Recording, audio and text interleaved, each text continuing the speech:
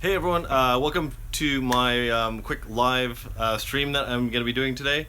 I'm just going to let you guys populate in there for a little bit, but we've got a lot of really cool subjects to go over. Obviously, you guys know I'm back from Flight Fest West, which is a fantastic venue that we got to fly at. So many of you guys were so kind, came up and said hi to me. It was really, really cool. So we're going to get going here in just about a minute or so. I'm at my office doing some work, so I'm gonna let you guys populate and talk for a moment, and we will get started in just a moment. Just to let you guys know, the title of the the title of this live stream is the FPV Wingcast by Team Legit, and just to let you guys know, you can find that on YouTube. You guys can find that on iTunes. And they have a new podcast going. They've had a few already. We recorded one last night, which is probably going to be edited and put up in a few days, so that I was a guest on their show just last night. So, and just for you guys, for you people who are the younger listeners, make sure that you have permission to watch it, because it's more of a rough group of guys rather than it's not as family friendly, if you know what I mean. So. But it's nothing crude or anything like that. So, okay, so yeah, so I have a couple planes in the background. We're gonna go over a lot of things. A couple of things we're gonna go over today. Military grade carbon fiber, a new shell. Oh, very cool. What do you guys think? RunCam 3 discontinued, and this is after watching Joshua Bardwell's video, and I'll put a link to that down below. Hi everyone, thanks for joining us. I'm gonna just slowly get started here. And mountain surfing. So mountain surfing, the things that you need to do to be ready to fly in a location like we were. I'm gonna drop a name, guys, here, because I don't get to fly with famous people very often, and I didn't get to fly with them either, but the location that we were flying at, the world famous Trappy was there. He was staying at this location. I happened to get invited with the Flight Fest crew, so I'm gonna name drop because I don't get to do it very often. But I was rubbing elbows with Trappy, and he's the guy that famously got in trouble with the FAA. So he didn't disappoint. We got in a little bit of trouble as well at the mountain location. So we didn't get in trouble, but some of his antics might have got us into trouble. So, all right, guys, hang on just a moment more. I'm gonna do something right over here for a moment, and then we will get started. I promise. Thanks. Because I have urgent business. With ignoring you guys. But I'm gonna get a drink. Hang on.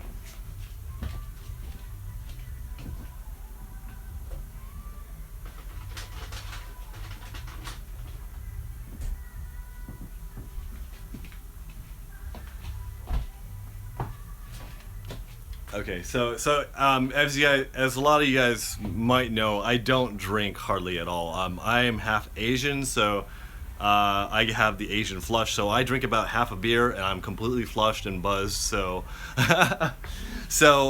my one vice is Monsters. I love Monster Energy. So this is, if you ever see me, I'll probably be drinking one of these. I don't drink a lot of them. I try to keep it down to like maybe 3 a week, somewhere around there. So.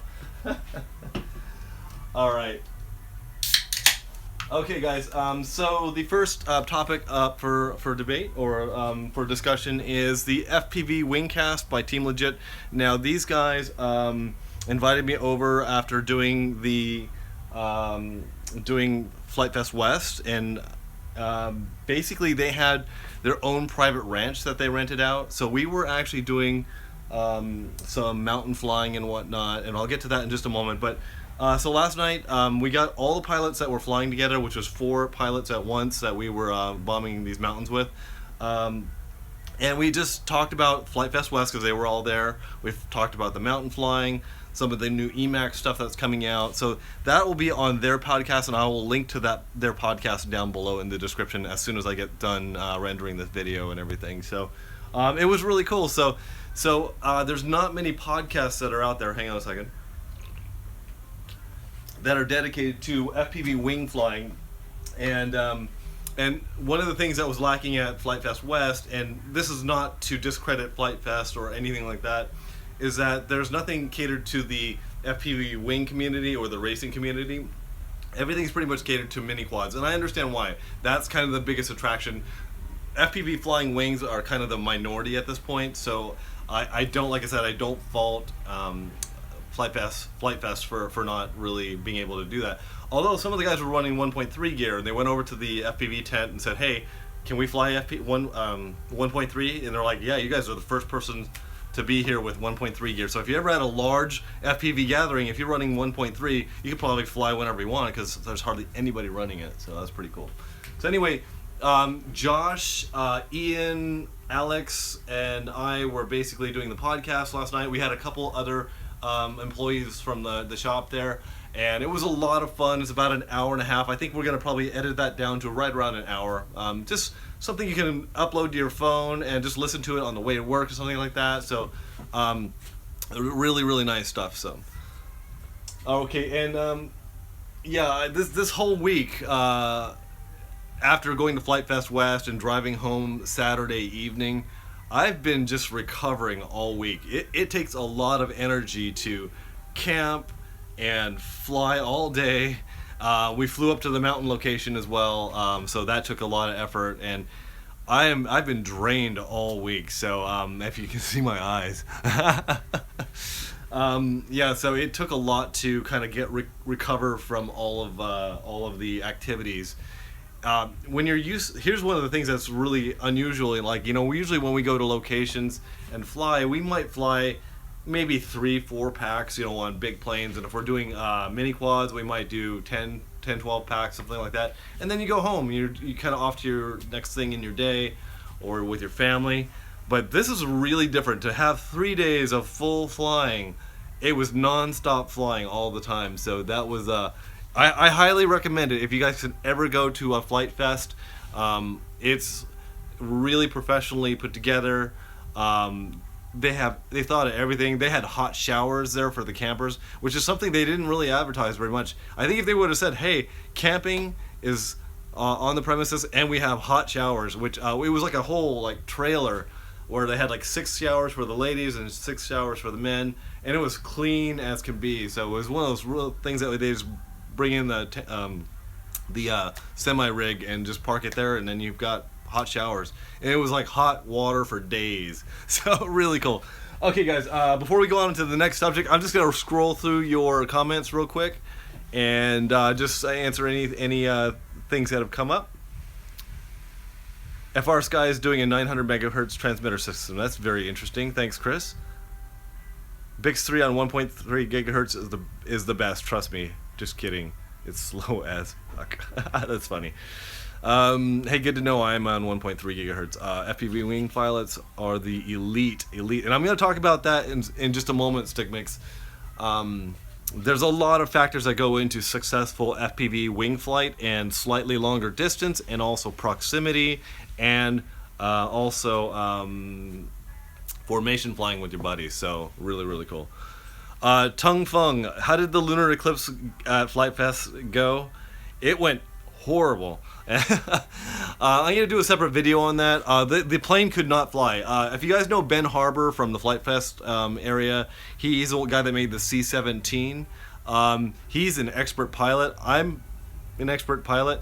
We could not get this thing to fly. I have a feeling that the CG online was incorrect, so I kind of chalk it up to that. So what happened is we crashed it a couple times. We could not get it to fly.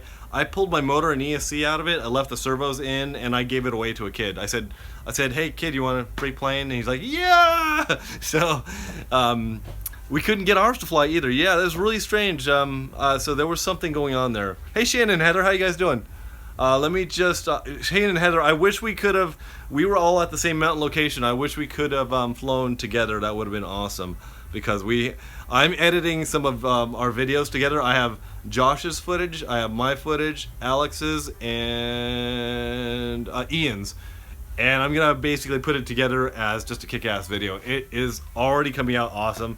The proximity flying was awesome. The formation flying was incredible. It was really incredible. So let me just scroll through here just to check out before I go on to the next subject. So going to the flying circus, I am not, unfortunately I can't go.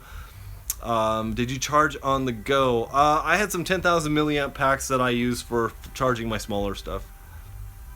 Alright, I think that is it. I don't think I'll do a shout out corner like Matt does this time because it takes a lot of time, and you guys know who you are. You guys are all the awesome people, right?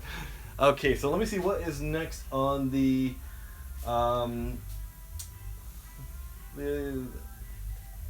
let's talk about the RunCam 3. So Josh Bardwell, I watched his video this morning about the RunCam 3 and how basically GoPro has put like a copyright infringement lawsuit, possibly starting those processes or threatening to sue, something like that. And I have a big bone to pick about this because there's a couple of things I want to talk about here. Number one, RunCam has been on the forums and said that anyone that has a RunCam in the States right now are going to still receive their awesome customer service. They're gonna still, they'll still be able to have their RunCam serviced in the States if you happen to have one. I happen to have one, which is pretty cool. But there's not a lot of similarities between the RunCam 3 and the Session. The form factor is similar, but it is a different size. So like you can't take a RunCam 3 and put it into a snap lock mount for a recession. You can't do it because the physical shapes are actually different. So obviously the RunCam does not do 4K or 2K, so it only does 1080p 60. The Session does not have wide dynamic range. The RunCam is not waterproof. The RunCam has no LCD, and like I said again, same thing. It's not the same size. So there's, like I said, I think Session, the GoPro would have a really hard time winning that case if they went to an actual lawsuit. So I don't know the legalities or what has been proposed. Obviously, I know nothing. So this is based on Josh Bardwell's confirmation that it is going to be discontinued in the States. I think you still can get a hold of one through back channels if you're really desperate to have one. So, you know, good luck with that if you can. But it is nice to know that you will be supported if you do get one, which is kind of cool. I'm happy to know about that. Let's see. Would Banggood stop sales to America? I don't know how that would work. Job 91. So let's see. All right, let's see. Shane and Heather, yeah, Polaroid Cube, anyone? And that was a thing that Josh Bardwell had brought up. Polaroid Cube became before the Session, so should Polaroid Cube sue GoPro? It would be an interesting legal precedent, right? But this is the first time I've ever heard of a Chinese company getting sued for not copyright, but patent infringement. So, all right, let's go on to the next subject real quick. I'm gonna try and keep this one slightly more succinct. My last ones have been like 30 minutes long. So, okay, military grade carbon fiber. So, I have a I know that, me too, Shane and Heather. So I have a friend that works in the aerospace industry, and he's working on some pretty cool airplanes that I can't tell you about. But I can't. Basically, he said, "Hey, I've got some scraps of carbon fiber that came off these planes. We're able to give them out, so it's all legal. You know what I mean?" But check this out, guys.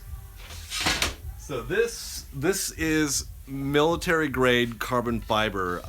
So it is rock hard. So I just wanted to show this to you guys because I think it's cool. I don't know if I'm going to use it for anything, but if anyone has like a cutter that can cut me out a frame, it would be so cool to cut out a real frame out of this stuff. So this is like the military grade. I mean, this is quite thick. I don't know how thick this is actually. Let me see. Does my micrometer work? Oh, it does. Let's see. So I have a couple different thicknesses. This is almost 4. It's like 3.9 millimeters thick. So I have this one. I actually got quite a few plates of this. This looks a little thinner. Let's see here. 3.7. But oh my god, this stuff is so. Let's see. This is the thinner version, and look, this is the whole plate of it. I can barely get it to bend. So this is a little thinner. This is 2.5 millimeters. It'd be really cool to make a frame out of this. This is the thickest one, I think. So this is a really, really big one. Let's see here. Oh, it's the same thing, 3.7, 3.9, right around there. This is not the most accurate gauge that there is, but just looking at the, I'm gonna see if I can get the sheen on here so you guys can see. The fiber looks very, very fine to me, and this is not the lightest weight thing. You know, even though it's military grade and it's carbon fiber and everything, I'm guessing this might be a heavier duty. This might be a heavier duty carbon fiber. You can't see that, like, the thick layer of resin on this, and then the backing has a real different type of backing to it. I don't know if that's like a coating process or something like that. So really cool. Thanks to my buddy. I'll send him a link to this video so he can check it out. So yeah, autoclaved probably, yeah, under pressure. But guys, how cool is that I've got somebody that's like, he's just like, I know someone that'll do something with this stuff. So yeah, it would be really cool to do a Stretch X or something like that. It'd be cool for me to design my own, but I would need someone to cut it out for me, most definitely. So if anyone in Southern California, guys, let me know. He also actually gave me the burrs to CNC it with. It looks like it's a burr for a CNC machine, so that's pretty crazy. All right, so let's go to the next subject, the new shell. So as you guys know, this is gonna be boring for you guys if you're not into RC cars, but I'll just go really quickly over this. So as you guys know, I have a drift car that I really love.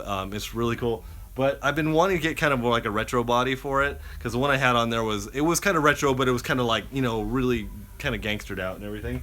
So I just I bought this body. There is a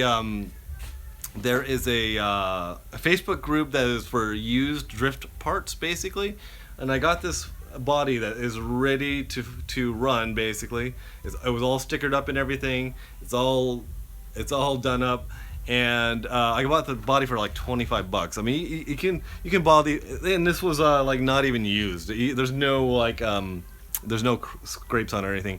It is the Corolla. If you guys can see that, yeah. So retro Corolla. I think it's just more of a classic look. I think I can lower the body just a little bit more, but just came out really nice. So this is, if you guys don't know, this is the GT3. This is the Sakura, the X4, DH4, something like that. So, it's 4-wheel drive, and it's a great drifting car. It's pretty hard to drift, but it's so fun. So that's the new shell. It's pretty sweet. Let's take a quick peek at my notes here. All right, so the last thing I'm gonna go over with you guys is the video that I'm editing right now, which is the mountain surfing video from the super secret location at the ranch. So for me, in my opinion, this is the pinnacle of my RC flying career. I was thinking about all the things that need to get in place for you to be able to fly at a great location, fly FPV, fly proximity, and fly with a bunch of other people and have confidence in your airplane. That's really kind of the 5 things that you really need to do this type of stuff. And I can tell you that absolutely zero, none of us crashed during this. It was like a 40-minute flight, and after the 40-minute flight, we basically got told by the owners that all the neighbors were complaining and their horses were going nuts because airplanes were flying overhead. But this was a private location. We had permission to fly there, basically. And we never exceeded like 400 feet high, so it was a really nice area, and it was just beautiful green. If you guys saw my my teaser video, it's gonna be even better than the teaser video. The teaser video was very, very it was not even very representative of the flying we were doing. So yeah, above ground level, exactly, Anthony. So this really was it was super memorable for me. I like, after I got done with that flight, I was just like, that was the best flight I've ever had. To be able to fly with your buddies down a mountain slope and in proximity and in formation, having the guys flying, it was amazing. So, did you record with GoPro or RunCam? I recorded it with a RunCam. So, the second flight I wanted to go up, I put the RunCam facing backwards, and once we got up in the air, we were told to get down out of the air, so by the neighbors, and we just complied. We just said, oh, okay, we've flown enough for the day. What transmitter and radio? So I used Dragon Link, and I was using that with my i10 TGY i10. So basically, I have that as a ground station repeater, basically, to my. But I'm probably going to eliminate the ground station repeater and just go straight off my Tyrannus. So actually, hang on a second, I'll show you. Something I picked up at Team Legit last night, the L9R. So this is going to be going into my large. Actually, this is going to be going into my mini Drac. Actually, my long range airplane. This guy right up here and this guy down here. They are already on Dragon Link 433. So. What were you using when you had the failsafe? I didn't have a failsafe, so that was Spectrum. That was with the mini Drac. So just really, like I said, just going back in my head, like, that was the most memorable flight. We're actually with me and Team Legit. We're trying to get up another location somewhere in Central California so we can do some more mountain flying with out in some boondock kind of camping areas, so we can not bother people, and we like to be pretty safe when we do this stuff. So yeah, James, Spectrum's failsafe. So what happened with the mini Drac, and it was really strange, and I think I explained this already, but I'll explain it in a little bit more detail. So basically, I had been flying up and down the flight line. This is about my 6th flight. I basically rolled inverted to come back around to the flight line.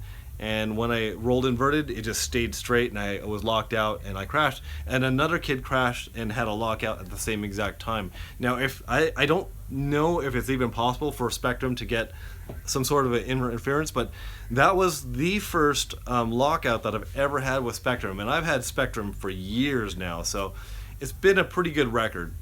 And I had no other lockouts during Flight Fest. And it was at a time when there was a lot of people flying at the same time. So I don't know if it's even possible for you to interfere with another pilot. It would be highly unlikely. I suppose that my control horn could have broke in air, and I thought it was a lockout or a brownout, but I don't know. So when I got to the airplane, the battery had unplugged, so I can't. If the light would have been blinking on the receiver had it been plugged in, and I had a brownout. So, all right. So that's basically it. I'm just gonna show you guys this. So if you guys follow my live feeds from Flight Fest, this is the alpha of these 3 jets here. So we have Alpha, Bravo, and Charlie. So you guys can see that. So that is this jet right here. So I should be building this up in the next month or so. Hang on a second. It's a good little kit. It's a prop and slot jet. I love jets, so I decided I might as well buy one thing from Flight Fest while I was there. So anyway, Shane and Heather, thank you. If you guys are still watching, thanks for saying hi and everything. I always like seeing you guys. You guys are a great family to watch as far as flying and everything. So I'm sorry we didn't get to fly together. Are you excited for DRL, Johnny FPV, etc.? 5S quads look really, really nice. Most definitely. The Johnny FPV, that guy, he's kind of a trip. Let me just look back through you guys'. Have you already flown above water? I've flown above water a lot, actually. I've flown 2 miles out into the ocean. 2 monsters. Let's see here. Um, tried to do it, but my video got shut down by another frequency. I almost crashed. Pretty scary. Yeah, that's pretty crazy. And once again, guys, my nose is itching like crazy. Like I said, I've got a allergy to live streams apparently. Let's see here. Yep. Yeah, so guys, I have a Tyrannus, I have a Spectrum DX8, and I also have the i10 that I do for long range. Now, with the i10, using it as a ground station repeater to the Dragon Link, it introduces a little bit of lag into the system, which is it's kind of weird. For doing slow long range stuff, it's okay if you have a nice runway. We had like a sniper runway for the mountain location, but luckily I landed it twice perfectly, so I was pretty okay with it. But the lag is a little bit troubling. Oh God, my nose. How does this happen? But it's been working great. I haven't had any problems with it at all. Hey Nathan, how you doing, buddy? Nathan, guys, if you don't know, had one of the coolest airplanes out at Flight Fest West. He had the 90-inch hot wire cut wing that was playing. It was rickrolling everyone down the line. So he's had a music player on it, and he was playing Rick Ashley all the way down the flight line, and everyone was rickrolled. Everyone thought it was great, and we all appreciated the effort that you put into getting that plane up and running, Nate. So congratulations on that. I think everyone really loved that airplane, so it was really cool. So. All right, before we go, guys, we're at 26 minutes right here. I'm just going to show you the front end of my Drac, my mini Drac. So the first two crashes I had with it, I had an insane amount of damage to my battery, but not the front nose cone of the airplane. So it is crazy that this thing took almost 100-mile-an-hour straight nose-in crash, and it looks as good as it does. So let me grab it real quick.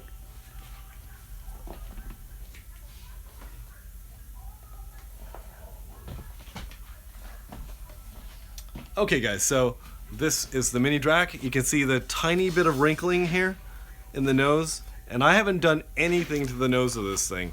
Now obviously it's been shortened a little bit, so that's why I've got this hump in the top plate here. I've already got a new Coroplast top coming from Chris Click, but yeah, that is a strong plane. I mean, basically, that is it. That is the extent of the nose damage. I mean, most foam airplanes, the nose would have just been ripped off, or compressed to such an amount that the nose would just be unflyable again. So the only two major things that happened at Flight Fest was this control horn here broke, and I ripped out the servo wires from this servo right here. So hey everyone, Team Cowboy Science Woodruff. Hey dude, what's going on, dude? Hey, I just talked about our podcast, so I'll be putting a link up to the iTunes thing in just a moment. I had a tiny bit of cracking right up in here, but I just put some hot glue in there. That was it.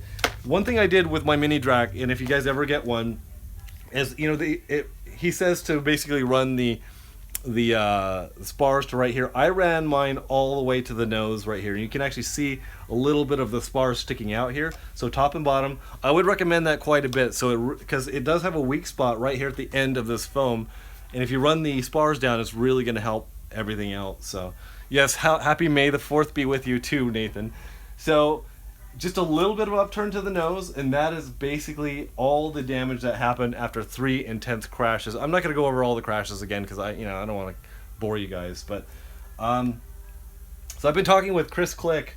If any of you guys are interested in getting a mini Drac, he has some pretty crazy deals going on. He wants to get these out to people and into people's hands. So if you want to give Chris Click an email, and he'll talk about getting you guys like a t-shirt, like the t-shirt that I had on during Flight Fest.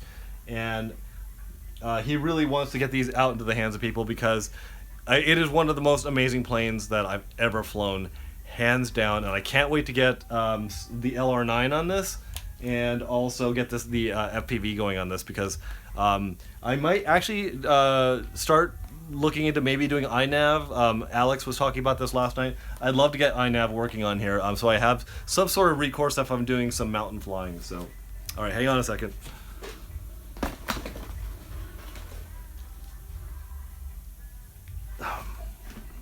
All right. Okay, let me just go back through you guys' comments real quick, and we'll see. We got 24 people watching live right now, so thank you everybody for joining my my live feeds. You know, I try to do them as often as I can, but not to do them too often, if you know what I mean. Let me just take a quick peek here. Still looks good, yeah. Let's see. There's Woodruff. Sub to Nathan. Yeah, Nathan's a good guy to sub to, man. I'm starting. I'm gonna be doing a Flight Fest West video as well, and I decided instead of just doing like a compilation video of all the videos that I had, I was gonna do like a just like my thoughts on Flight Fest West, just kind of over like a voiceover over the top of that, and then just I'll highlight some of the more highlighted points of Flight Fest. It was really good.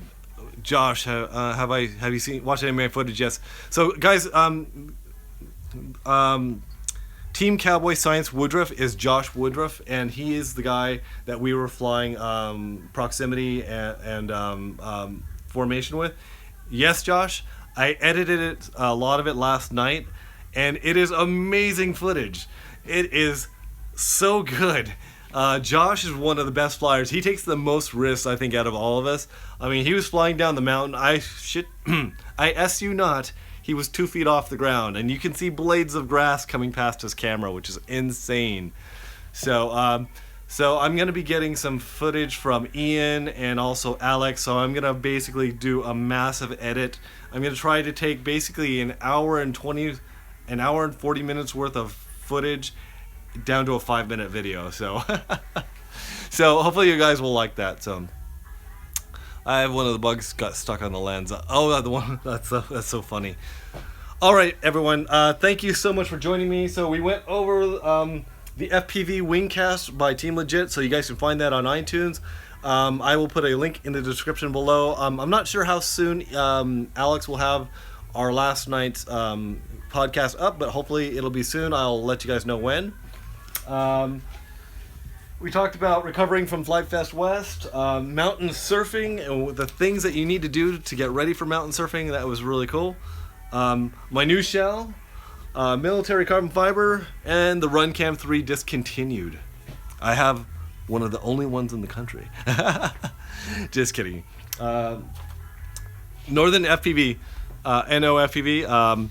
My day job is I work in the dental field, and I have my own dental lab, which is not an open to the public type of laboratory. I just take work from doctors. Basically they send me a prescription. They say, hey, make this for my orthodontic patients, and I make it and I bring it back. Basically, that's it. And this is my money maker right here. Not this. This is not my money maker. These are my money makers right here. I do everything very detailed with my hands. Ever since I was a kid, I've always done stuff with my hands. That's where I get my most of my enjoyment. So I have my dental lab section over here, and then I have all my airplane and my studio over here. So hey guys, everyone, thank you so much for joining me. I'm gonna go ahead and sign off now because I actually do have some real work to get to. So got to keep those choppers in line. I'm gonna be like Bob Rogie, or if you guys haven't subscribed to him, his name is Kebab FPV on YouTube. Kebab FPV. That's Bob Rogie. He's actually a dentist as well. He's in the LA area, and at the end of all of his videos, he always says, make sure to floss. So his hyperlight, or his frame that he just came out with, which is a super lightweight airframe for quads, is called the Hyperfloss, which is awesome. It's really cool. Thanks for keeping up the work. Love the fixed wing content. Thank you guys. Later, Jeff. I watched most of those. It seems like using the board with an integrated BEC powering the servos externally complicates things a little bit. Yep. Okay. All right, everyone, zombie dentures. I do make zombie teeth for people from time to time. You see that machine right over there? Oh, it's where my board is over it right now. I do make zombie teeth from time to time for Halloween for my kids too. All right. On that note, guys, thank you so much. Get out there and fly. Like I said, I'm still recovering, and it's my wife's birthday on Saturday, so we're heading out to Palm Springs. It's gonna be awesome. So I won't be doing any flying. I'm just gonna leave all my RC stuff at home, but I won't be flying until then. But I'm kind of busy, and we got a lot of things on our plate these days. So anyway, thank you guys so much for joining me, and I'll talk to you later. Bye.